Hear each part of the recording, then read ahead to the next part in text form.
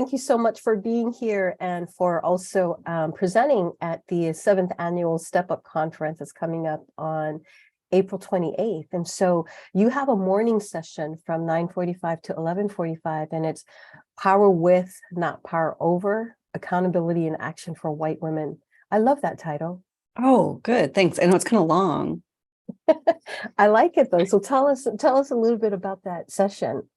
Yeah, so that's it's a body of work I've been working on for a few years now, and it's evolved, but it came out of my own work in nonprofits as a white woman in education and in some medical fields as well, and in just nonprofits. So the helping professions. And I had to really kind of confront and look at my own martyrdom. I was, super trying to be helpful, just wanted to be helpful, like just happy to help, here to help. And it was just like all those little jingles roll off your tongue, and got enough feedback that I was harming, was very confused by that, and had, identity crisis around like, but I'm here to help. How could you say I'm harming, or what do you mean? And all the questions. And really, it's when I moved away, my last job before I started my business was at Seattle Girls School. And I was, working in education.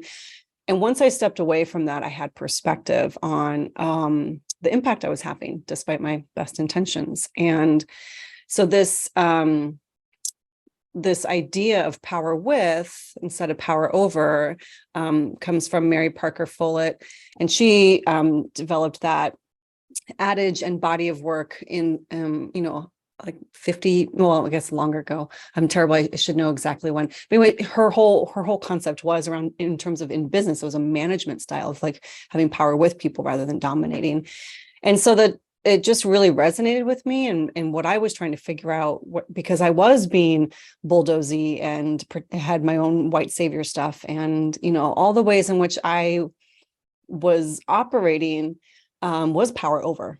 And that was a helpful lens to understand the feedback I was getting about how I was harming. And an identity crisis and a grappling with like, well, who am I if I'm not helpful? Because, and really kind of, so since then, diving into the archetype of white women and what we've been set up, particularly around the helping professions, to do, or we're allowed to do, so some of this is historic, right? So it's not limited to nonprofits, but there's a particular kind of flavor. I think there's a intersection, with race and gender for any white woman, regardless what field they're in. But I've focused on my lived experience around in nonprofits and education in particular. So that's kind of where this came from, and a little bit about, what I was seeking to create. And now I'm clear. It's like my main life's work is to work with white women and to figure out how we can really champion or be deeply committed to racial justice, and also see how our own liberation is wrapped up in it. So we're not doing it just to be good white allies. Yes, and you have been doing this work for a while, because I know that I can tell when a white woman has gone through some of your courses just by the way that they react or how they are towards me. And so it's like sometimes I would like, hear what they're saying or watch what they're doing, and I would be like, did you go to Fleur's White Woman? And they're like, yes, I did. I'm like, so funny. I kind of like call you the white woman whisperer. Yeah, I'll take it. I'll take that title. I'm into it. So what is it that some of the that the audience could expect from you and expect from this session that you'll be doing? Yeah, well, I think the first thing is it's not about blame. It's not about blame or shame. People might have those feelings of shame, feeling ashamed for like, oh, I have colluded, or, oh, I have done that.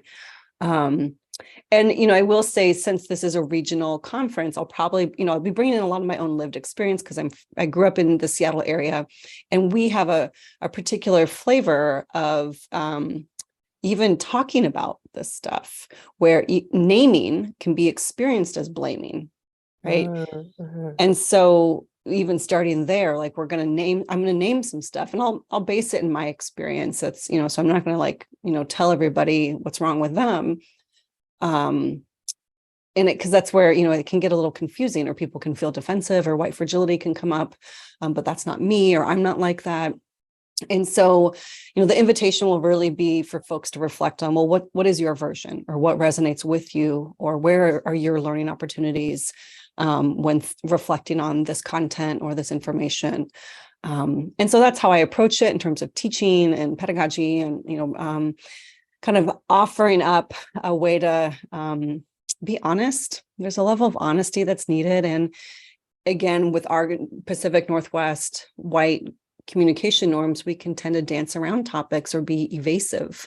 I was talking with my colleague, Michelle Murray, and I'd never said it like this before, but I was like, it's sort of like, we're like, white women are scatting, like, but I didn't do that, but I did, well, that's not like that. Kind of like, it's a funny joke of like the white women scatting to get out of accountability for something. Right. And I've seen that happen. I've experienced that happening. Yeah, I bet. Before. Yeah. And so, I think it's important for individuals to be able to come to your session with an open heart and mind, knowing that you are going to have these critical conversations that need to be had. Why is it important for women, especially white women, to learn about everything that you're about to teach? I started with the data. The numbers are pretty compelling. And you don't even need official data. You just go to any nonprofit fundraiser and it's a sea of white women, right? Like you go to any PTA in education, the teachers, it's just like, we're everywhere. White women are everywhere in the helping professions. And again, that goes back to some of the historical pieces of what we were set up for and what we were limited by because of sexism and patriarchy. So it's understandable. And I'm like, it's sort of like the labor movement or union organizing, like one-to-one, white woman to white woman, we're, reaching for each other and if we could really get a critical mass or increase the number of white women who really center racial justice, we could have sector-wide transformation. And that's what I'm interested in. We're the majority group. Sometimes we're, have a lot of the positions of power or just below the top leadership position. So there's a gatekeeping piece here that's pretty important to just also name and be honest about. Like, you are in a gatekeeping role. And I offer that we are in a gatekeeping role, even if we don't have the positional authority, we still have gatekeeping status just because of the cultural fluency, like my norms, my communication norms, what I think of as polite, all of that's reflected in my world, in the nonprofits and in education and in medical field. So there's a fluency I have, even if I don't have that hierarchical status. And so, really starting with like, this is a lot of white women we're talking about. Like 80% of teachers in the US are white women. Like, that's a lot of white lady norms that are harming all these youth. Yes, yes, white lady norms. So what are some of the takeaways that, your participants can expect? I think one of the biggest things is connection, right? One of the key ways that oppression stays in place is disconnection. That's what oppression does, is it disconnects us from ourselves, from each other. And so one big one is connection, connection to self and to know ourselves. And that's why I said honesty earlier, like there's a level of being honest with ourselves about like, oh, I do that, or, oh, that has been harmful, right? So kind of a reckoning. So wanting to invite folks into a conversation, with themselves internally, and to connect with yourself about like, what has my role been, even if I had good intentions. And, I'm clear that we're good people who make mistakes. Like, we're good white folks who have racial bias, like that, both and then connection to each other. I think it can be really, really really empowering and hopeful to be around others who are interested in this, even if we're all like flailing, right? Right. But the connection to each other, to contradict the isolation, we're not alone. You don't have to go figure this out alone, because that's where like individualism and perfectionism kind of creep in, and then there's like self-flogging, like, I have to go away and fix myself and come back and be better. And that's not it. We really need to lean into each other, and like, how do we, I guess really reaching, one of my main like mottos is like, just reach for each other, reach for other white women, because it can be easy to want to distance. Well, I'm not like her, or I'm a better white ally than her, all that, whatever comes up, right? And so having community is a huge piece of this. Yes, yes. Community, self-reflection, self-awareness, and self-regulation, especially if you start to unpack a lot of those norms. Mhm. Sometimes it's hard to kind of like hold that mirror up where Yeah. it's like, oh no, I'm not going to do this, and then just shut it down and not go back to it. So this is going to be really, really interesting. And I'm excited that you're going to be here sharing all of your knowledge and your wisdom. So what motivated you to present at the Step Up conference? Well, you. Thank you. Yeah. I'm a yes for whatever you ask. I'm a yes. Yeah. And just, lots of great colleagues who were involved with Step Up and who are currently, or just, folks in Snohomish region. I just want to support that community. Yes. I'm here in Seattle, so I'm not in that community directly, but I think it's a powerful conference, and I've been to it and got a lot out of it myself. So I always want to be able to connect with folks, and also just to hear like, how is it different outside of, I'm in the bubble of King County, and I know it's different outside of, I want to make sure I'm connected to conversations that are happening outside of my immediate world, and really be able to meet folks where they're at. And so I'm always wanting to kind of stay up on that as well. Yes, absolutely. So what is the single most important message you want to convey to your audience to help move racial equity forward? Sometimes I feel like I speak in bumper stickers, but I need short, pithy things to remember, because this stuff is so hard and confusing, or the world is moving so fast, but the first one that came to mind when you asked me that is healing as accountability.